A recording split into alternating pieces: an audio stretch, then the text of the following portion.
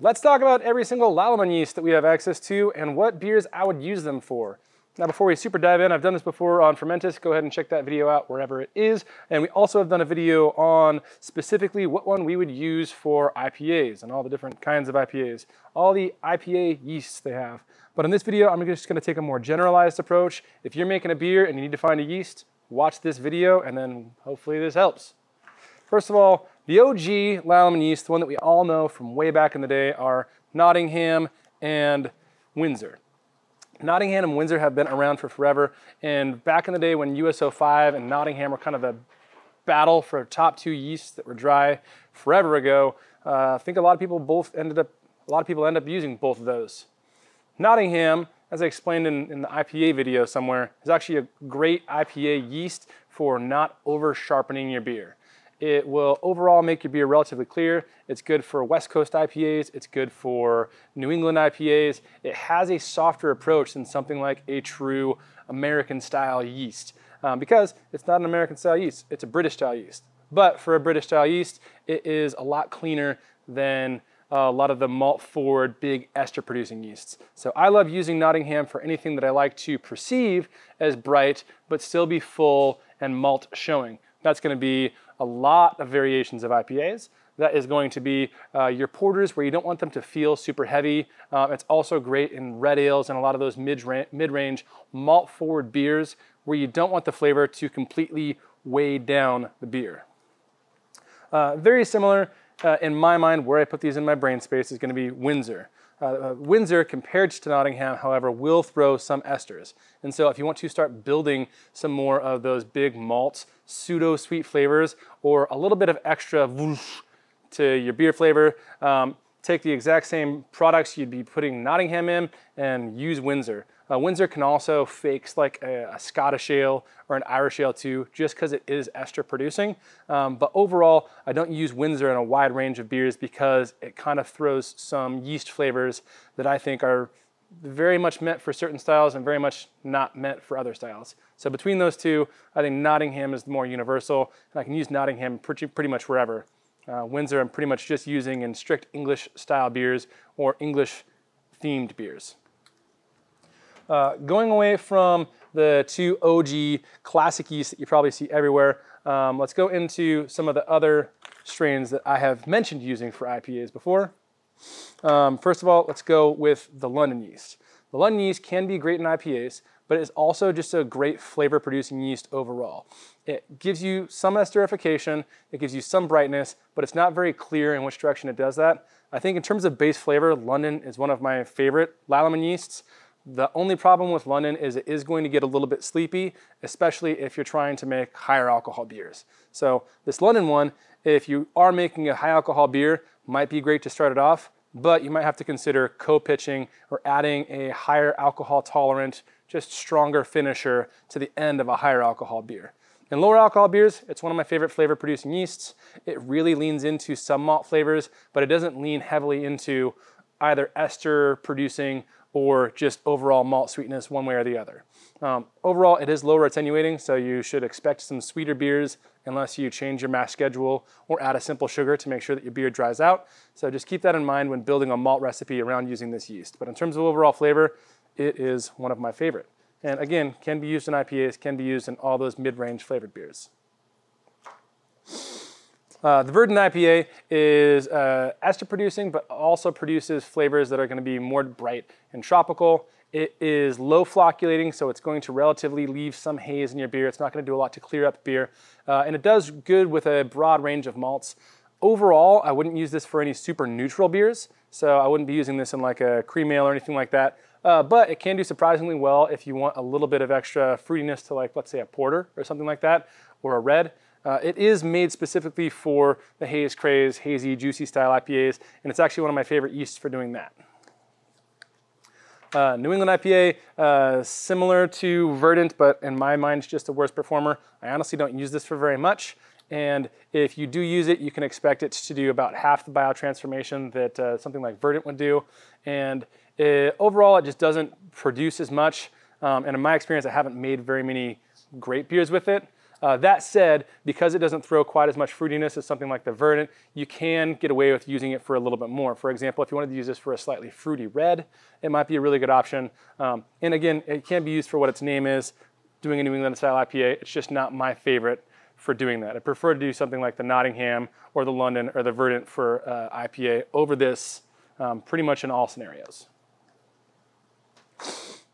Going into another universal neutral ale yeast that they have. This Koln is designed to be like that Kolsch cream ale, super neutral, maybe slightly malt leaning German ale style.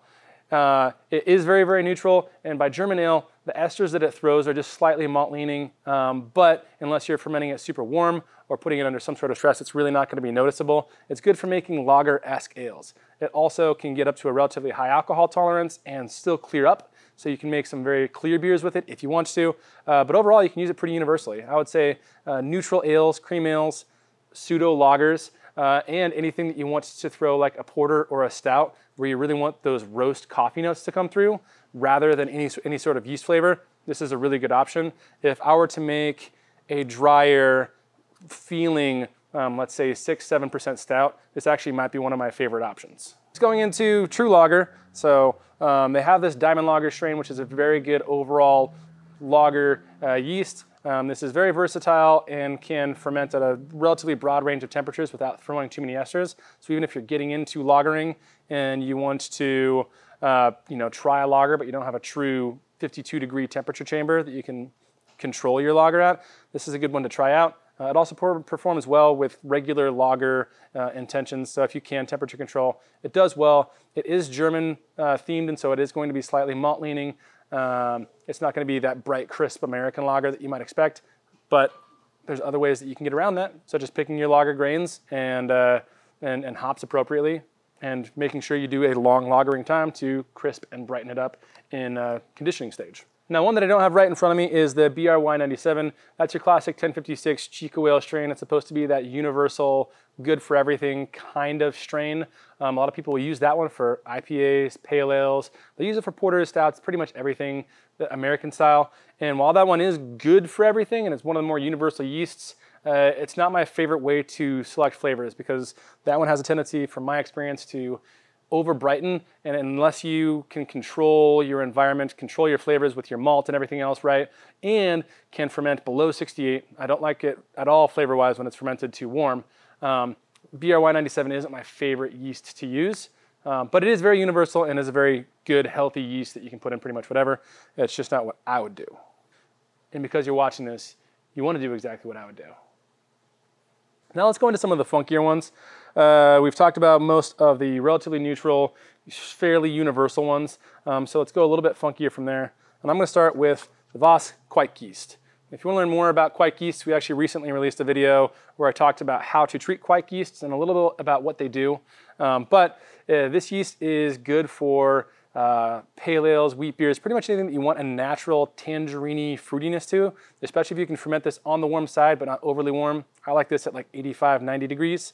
And if you do that, if you do it correctly and put a lot of nutrients at it, make sure it's a very healthy, active yeast, you're going to get a relatively neutral beer but with some subtle fruitiness that leans into kind of tangerine notes. So it provides some citrus kind of quality to it, which can be really fun in a lot of beers. Wheat beers, even red ales, if you're going like a hop forward red ale, that a little bit of tangerine can help pop that hop profile. This is a great option. It's also a really strong fermenter. So if you want a beer that's going to get its job done really, really quick and you know how to add nutrients to it, this is a good option to get a beer done quick and, you know, still have it taste good. Although it's going to be a little bit more random than some of the other selections you can have here. Classic wheat beer yeast, Munich wheat beer yeast. This is going to throw some banana, some clove, like any classic wheat ale is going to. It's pretty much for a German-style Hefeweizen or a Dunkelweizen or a Rogen beer, anything that's going to take that classic banana and a little bit of clove to it. I don't use this one very often because sometimes I'll use the phenol-clipped version of this if I want the banana that you can get from other yeast companies. But overall, if you're trying to do a true classic German wheat or Rogen beer or Dunkelweizen, this is going to be your option here. Wit yeast, one of my favorite pseudo-universal yeasts that you can use. Wit yeast is going to throw bright cloves. You're going to get peppercorn off of it. You're going to get a lot of sharpness, especially if you can ferment this on the warm side. This is also going to be a very strong fermenter, and it plays really, really well with spices. So the classic beer you'd use this for is obviously a wit beer, but it's actually really fun to play around with strange flavored, like a white IPA, or if you want to take different approaches to IPAs that have that extra phenol, peppercorn kind of component. It's a really fun yeast to play around with, but in terms of classic styles, it really was meant to be designed for a wit beer where you want that extra peppercorniness, that extra phenol component from the yeast. Another one that I don't have in front of me, there is a yeast that they have is the Lallemand Ave, which that's going to be designed for your Belgian style, you know, your doubles, your triples, anything that's going to be very malt leaning, and the ester production is very round and sweet. The Ave yeast can be used if you ferment it cold with a really big pitch and keep it really healthy for like a Belgian blonde style. But what you're really trying to do on that one is you want to do the higher alcohol Belgian style beers, doubles, quads, triples, that kind of thing. If you're going for a 9% beer that you want to perceive sweet, even though it can finish kind of dry, that's your go-to any Abbey style yeast you're using. All right, now for the funk, for the even more funky, let's go ahead and go with the Belle Saison. Belle Saison is your classic Belgian Saison style yeast. It is going to be a very, very good producer of some of the phenols that you want from the classic Saison, but it's also going to have that Belgian style fruitiness, similar to what you'll get from like the Ave yeast. And it is notorious for being sleepy and finishing, trying to fall asleep on you at like 1.030 specific gravity. But if you use that one consecutively, so if you're trying to do multiple Saisons in a row and you do your first beer and then you put the second beer on top of the same pitch, it starts performing really, really, really well, especially if fermented warm. So if you use the Belle Saison, I recommend doing a lighter beer to start out with and get some of the funk and do that at a normal temperature and kind of use that to grow the yeast. And then on your second, third, fourth pitch, you can make some really, really good Saisons just because of the momentum that yeast is going to have. For whatever reason, around the third or fourth beer that you do on that same yeast cake, especially if you're fermenting at 85, 90 degrees, that yeast starts performing really, really well. If you're doing just one Saison, one and done, I kind of recommend a co-pitch between Belle Saison and French Saison, just because French Saison's that guarantee, that strong fermenter. But if you consecutively pitch, this can be a really good yeast too. All right, lastly, and one that I don't have too much experience with yet, just because we have so many other yeast companies and I like to use them all as much as I can, is the Lallemand Farmhouse Ale. And this is kind of a good one if you want to brew a Saison by itself and have it have that funky American style wild ale vibe. But again, this is one that does really good on consecutive pitches too. I like to say this is a great starter if you're gonna do a Solera or a mixed sour project of some sort. Maybe you start with this one and put a second beer on it after you get your first beer done on it, and then you start adding some souring bugs, lacto, petio, stuff like that. This is a great start to a Solera project and probably makes pretty decent Saisons by itself too. But from my experience, there are maybe other ways that I'd go if I'm just doing a strict single run Saison. There are some other things that, other products that Lallemand has that I don't have in front of me. Those will be conversations for different videos because they are slightly more complicated. But if you want to see something specific, feel free to leave that in the comments below. If you don't want to see anything specific, then still leave a comment below, but just tell me like that I did a good job. Specifically what you don't want to see. Specifically what you don't want to see too, yeah. But also I thrive on positive encouragement. And so tell me that I did a good job. Like no, I'm telling them to tell me I did a good job. I want them to tell me, I need encouragement. Okay. I need encouragement from the audience. I need them to give me positive reinforcement. Let me tell that to them. Also subscribe. We love you. Fire. Nailed it.